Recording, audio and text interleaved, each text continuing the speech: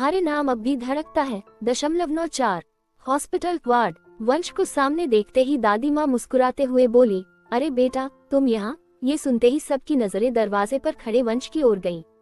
वही दादी की बात सुनते ही रिया की भौहें सिकुड़ गईं। वो हैरानी में बोली, आप जानती हैं इन्हें? तभी दादी मुस्कुराते हुए बोली, अरे तुझे याद है, मैंने कल ही तो बताया था कि सुबह मैं मंदिर गई थी। वापस लौटते हुए मैं रास्ता भूल गई थी। तभी मैं सड़क पार करने के लिए दूसरी तरफ बढ़ी ही थी कि सामने से काफी तेजी में एक गाड़ी आकर मुझे टक्कर मारने वाली थी। तब इन्हीं बेटे ने मेरी मदद की। उसके बाद मुझे घर भी छोड़ा था इन्होंने। ये सुनते ही सबकी आंखें हैरानी से बड़ी हो गईं।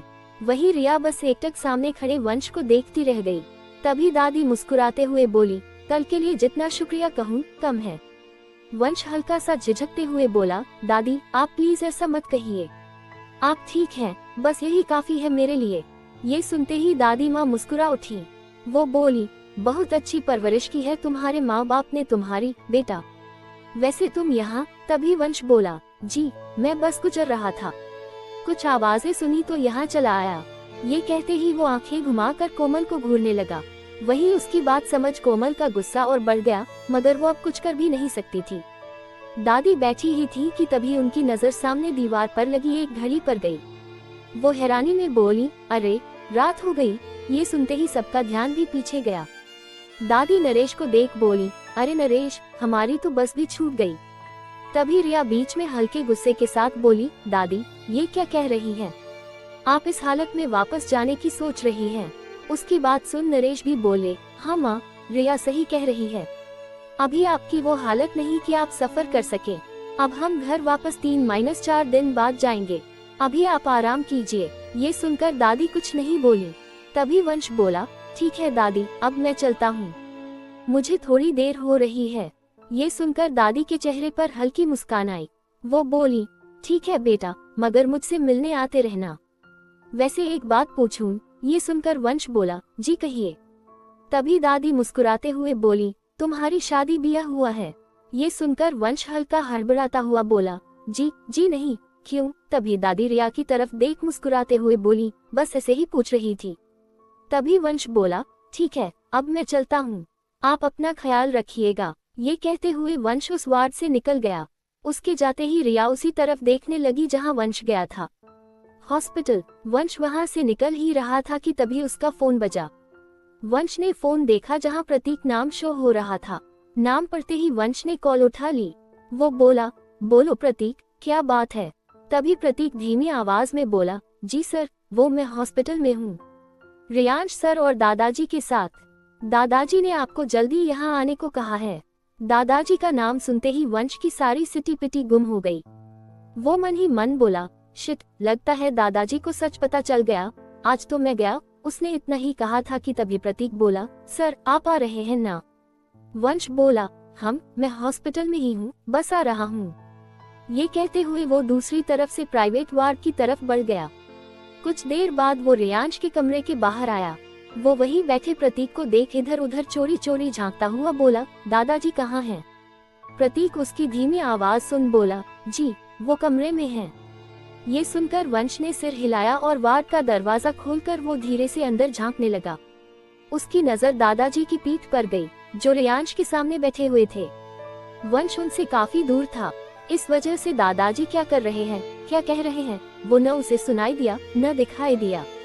वंश एक गहरी सांस भरते हुए बोला, दादाजी उससे तो कुछ नहीं कह रहे होंगे, मगर मेरी अच्छी खासी क्लास जरूर ले लेंगे। ये कहते हुए वो मुड़ा और आराम से वही सोफे पर जाकर बैठ गया। उसने सोचा कि एक बार दादाजी बाहर आएं, फिर वो अच्छे से उनका लेक्चर सुनेगा, मगर अभी के लिए वो थोड़ी शांति चाहता था। वही प्रतीक ने जब वंश का बर्ताव देख मन में बोला, सर को तो पता ही होगा सब चीजों के बारे में, अभी और कुछ कहना सही नहीं होगा। ये सोचते हुए वो भी अपने काम में लग गया। रियांश के सारे गार्ड्स जा चुके थे, बस प्रतीक को छोड़कर। ऑस्ट्रेलिया व्योम और विलियम की कांपती हुई आवाज सुन व्योम के चेहरे पर एक टेढ़ी मुस्कान आ गई। वो बोला, गुड, तो अब तक अपना ये मुंह बंद क्यों रखा है? जल्दी बोलना शुरू करो, वरना ये गोली सीधे तुम्हारे सिर के अंदर बीचों बीच होगी। उसने हल्के लहजे में कहा। उसका लहजा भले ही हल्का था, मगर ऐसा था कि विलियम ये जरूर समझ चुका था कि व्योम झूठ नहीं कह रहा। उसकी हल्की आवाज तक विलियम की रीढ़ की हड्डी तक को छू रही थी। विलियम कांपती हुई आवाज में बोला, मैं उसे सच में नहीं जानता, मगर हाँ, उसके एक करीबी को अच्छे से जानता हूँ। पास खड़े गौरव ने जब ये सुना तो उसकी आंखें हैरानी में बड़ी हो गईं। उसे लगा नहीं था कि वो आदमी उन्हें इतनी जल्दी सच बता देगा, मगर यहाँ तो सब उल्टा हो रहा था। उसकी बात सुनकर व्योम गुस्से में बोला, कौन है? उसका नाम अजित है, अजित कपूर। बस मैं इतना ही जानता हूँ कि वो उसके करीब है, जिसे तुम ढूंढ रहे हो। ये सुनते ही व्योम गुस्से में दांत भींचते हुए बोला, और मैं तेरी बातों पर भरोसा क्यों करूं? ये सुनकर विलियम फिर बोला, देखो, वो वही उस पार्टी में मेरे साथ था। और रही बात यकीन दिलवाने की, तो इससे ज्यादा मेरे पास और कोई सबूत नहीं है। उस शख्स की कोई जानकारी मेरे पास नहीं है और न ही अजित की। अजित बस मेरे साथ पार्टी वगैरह में जाता है, मगर उसने कभी खुलकर मुझे कुछ भी नहीं बताया। देखो, मैं सच कह रहा हूँ, इससे ज्यादा मैं कुछ नहीं जानता। प्लीज मुझे जाने दो। उसकी बात सुनकर अब व्योम ने कुछ नहीं कहा। वो वापस गौरव की तरफ मुड़ा और बोला, चलो यहाँ से। ये कहते हुए वो वहाँ से जाने लगा। तभी विलियम बोला, मैंने तुम्हें सच बता दिया, अब मुझे जाने दो। उसने इतना ही कहा था कि तभी व्योम ने पास में खड़े एक आदमी को कुछ इशारा किया। इशारा समझ वो आदमी सिर हिलाता है और विलियम के पास आकर उसके मुंह पर टेप लगा देता है। वही विलियम पीछे बस तड़पता रह जाता है और व्योम वहाँ से निकल जाता है। व्योम तेजी से उस पेंट हाउस से बाहर निकलता है। वही गौरव लगभग भागते हुए उसके पीछे आता है। व्योम को देख वो बोला, सर, अब आगे क्या करना है?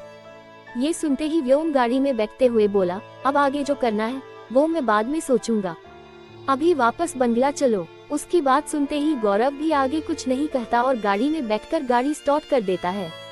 गाड़ी वहाँ से निकल जाती है। वो कहना तो बहुत कुछ चाहता था, मगर अब उसके गले में भी बस सवाल अटक कर रह चुके थे। क्या होगा आगे? क्या करने वाले हैं दादाजी आगे? वही अजित कपूर का नाम आ चुका है व्योम के सामने। कैसे पकड़ेगा व्योम अजित को? क्या पहुंच पाएगा वो उस शख्स के करीब? आगे जानने के लिए पढ़िए तुम्हारे नाम से अब भी धड़कता है, लेखिका शिवांगी। तुम्हारे नाम अब भी धड़कता है 9.5। मंदिर सुबह के 9 बजे थे। मंदिर में रूहानिका खड़ी आरती गा रही थी। ओम जय शिव ओन्मकारा, प्रभु जय शिव ओन्मकारा, हर हर महादेव भोले, भक्तों के संकट हारा, ओम जय शिव ओन्मकारा। कुछ समय बाद आरती खत्म कर रूहानिका हाथ जोड़ खड़ी हो गई। वो आंखें मूंदे मन में बोली, हे शिव जी, आज मैं यहाँ अपने लिए नहीं, किसी और के लिए आई हूँ। आप अच्छे से जानते हैं कि मैं किसके बारे में सोच रही हूँ। बस यही प्रार्थना करती हूँ कि उन्हें जल्दी ठीक कर दीजिएगा, और वो अभी जिस भी मुश्किल में है उन्हें उससे निकालिएगा। ये कहते हुए रूहानिका ने आंखें खोल ली। मंदिर चारों ओर से खुला हुआ था। सामने भगवान जी की बड़ी सी मूर्ति थी। हल्की ठंडी हवाएं वहां रूहानिका को सुकून पहुंचा रही थी। उसे लग रहा था कि उसके बेचैन दिल को जैसे राहत सी मिल रही हो। वो वहां से जाने लगी ही थी कि तभी पंडित जी उसे रोकते हुए बोले, अरे बिटिया। ये सुनते ही रूहानिका के आगे बढ़ते कदम अचानक रुक गए। वो पीछे मुड़ी जहां पंडित जी हाथों में प्रसाद की थाल लिए खड़े थे। रूहानिका उन्हें देख बोली, जी कहिए। तभी पंडित जी बोले, बेटा, काफी समय से देख रहा था, तुम्हें काफी परेशान लग रही हो। घर में किसी की तबीयत खराब है क्या? ये सुनकर रूहानिका हैरान हो गई। वो मन में बोली, इन्हें कैसे? उसने इतना ही कहा था कि तभी पंडित जी बोल पड़े, यहाँ आने वाले हर व्यक्ति, उनका चेहरा ही उनकी परेशानी बता देता है। वैसे ही तुम्हारी परेशानी का अंदाज भी लगा लिया। अगर किसी की तबीयत खराब हो तो ये भोलेनाथ का रक्षा उसे पहना देना, भगवान उसे जल्दी ठीक कर देंगे। ये कहते हुए उन्होंने प्रसाद और वो धागा रूहानिका की तरफ बढ़ा दिया। वो उसे पकड़ते ही पंडित जी वहाँ से चले गए। वही रूहानिका हैरानी में उन्हें जाते हुए देखने लगी। योजक चिन्ह, योजक चिन्ह, योजक चिन्ह। वही हॉस्पिटल। दादाजी सुबह 7 बजे ही उठ गए थे। उठते ही सबसे पहले उनकी नजर रियांश के चेहरे पर गई। कल रात वो वही उसके सिर को सहलाते हुए बैठे बैठे ही सो चुके थे। दादाजी एक हल्की उदासी के साथ अपनी जगह से उठे। उनके दिमाग में फिर कल की बातें घूमने लगी थी। वो पहले रियांश से इसके बारे में बात नहीं करना चाहते थे उसकी तबीयत की वजह से, इसलिए उन्होंने वंश को बुलाया था।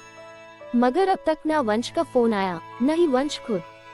दादाजी का गुस्सा और बढ़ता जा रहा था। वो खुद से बोले, अब तो इस लड़के ने हद ही कर दी। पहले झूठ कहा, उन्होंने इतना ही कहा था कि उनका फोन बज पड़ा। दादाजी ने फोन पर देखा, कॉल पर कमिश्नर नाम शो हो रहा था। नाम पढ़ते ही दादाजी की भौहें तन गईं। उन्होंने जल्दी से फोन उठाया और बोले, हेलो कमिश्नर साहब, कैसे हैं आप?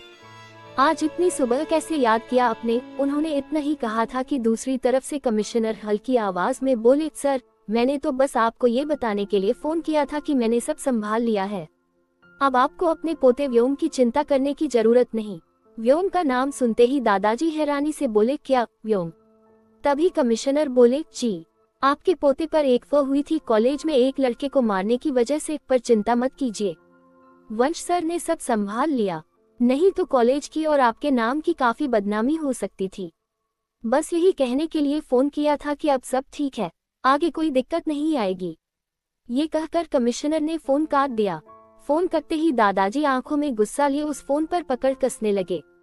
वो मन में बोले, मेरी नाक के नीचे इतना सब हो गया और मुझे पता भी नहीं चला, आज तो मैं वंश को। ये कहते हुए वो गुस्से भरे कदमों से वार्ड से बाहर निकल गए। जैसे ही दरवाजा खोला, उनकी नजर सामने सोफे पर फैलकर लेटे वंश पर गई, जो शायद बहुत अच्छा सपना देख रहा था और मन ही मन मुस्कुरा रहा था। दादाजी उसे हंसता देख और गुस्सा भरकर उसकी तरफ गए और कड़क आवाज में बोले, वंश। उनकी आवाज इतनी तेज थी कि वंश छक्के से उठकर बैठ गया। वो घबराया हुआ बोला, जी कहाँ भूकंप आया? कहिए। वो आंखें फाड़कर इधर उधर देखने लगा। जब उसे कुछ समझ नहीं आया तो वो दादाजी को घूरते देख रुक गया। वंश हल्की मुस्कान के साथ बोला, जी कहिए, कुछ काम? ये सुनते ही दादाजी का गुस्सा फट पड़ा, अभी के अभी मेरे साथ चलो फौरन। ये सुनते ही वंश छक्के से खड़ा हो गया। वही दादाजी बिना कुछ कहे आगे बढ़ गए। दूसरी तरफ ऑस्ट्रेलिया। सुबह सुबह एक कमरे में लाउड म्यूजिक की आवाज गूंज रही थी। उस कमरे के अंदर आसपास हर जगह एक्सरसाइज करने के अलग अलग सामान रखे हुए थे। वही व्योम शर्टलेस पुशअप मार रहा था। उसका पूरा बदन पसीने से भीगा था, जैसे न जाने कितने घंटे से वो वहाँ मेहनत कर रहा हो। उसके शरीर का एक एक हिस्सा उभरा था। उसकी बॉडी किसी बड़े बॉडी बिल्डर से कम नहीं लग रही थी। पुशअप मारते मारते वो अचानक उठ खड़ा हुआ और हाथों से टेबल पर रखा मिल्कशेक उठाकर पीने लगा। वो बुरी तरह हाँफ रहा था। एक ही घूंट में उसने वो ड्रिंक खत्म कर दी और खिड़की की तरफ बढ़ गया। पर्दे हटाकर उसने बाहर का नजारा देखा। दूर दूर तक पहाड़ी वादियां फैली थी। मौसम गर्मी का था, मगर पहाड़ों की वजह से हवा में ठंडक थी। व्योम ने एक गहरी सांस भरी और पीछे मुड़ा। जैसे ही वह पलटा, उसकी नजर गौरव पर पड़ी, जो हाथों में एक फाइल लिए दरवाजे पर खड़ा था। दरवाजा पहले ही खुला था, इसलिए व्योम ने उसे तुरंत देख लिया। उसे सामने देखकर व्योम बोला, क्या हुआ तुम इस वक्त इतनी सुबह?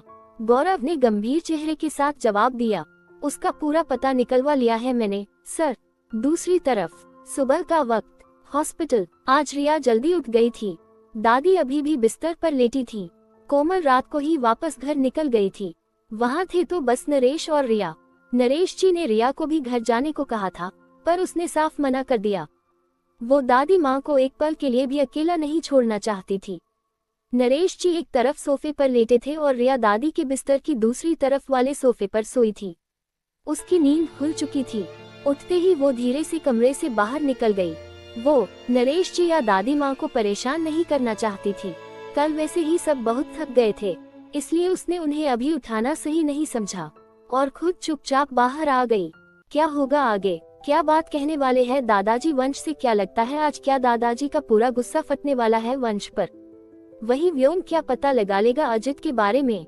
आगे जाने के लिए पढ़िए तुम्हारे नाम से अब भी धड़कता है, लेखिका शिवांगी। अगर आपको मेरी कहानियाँ पसंद आए तो please subscribe, follow, share and comment करें और अपना फीडबैक भी दे। शुक्रिया। पढ़ने के लिए अगला भाग जल्द आएगा।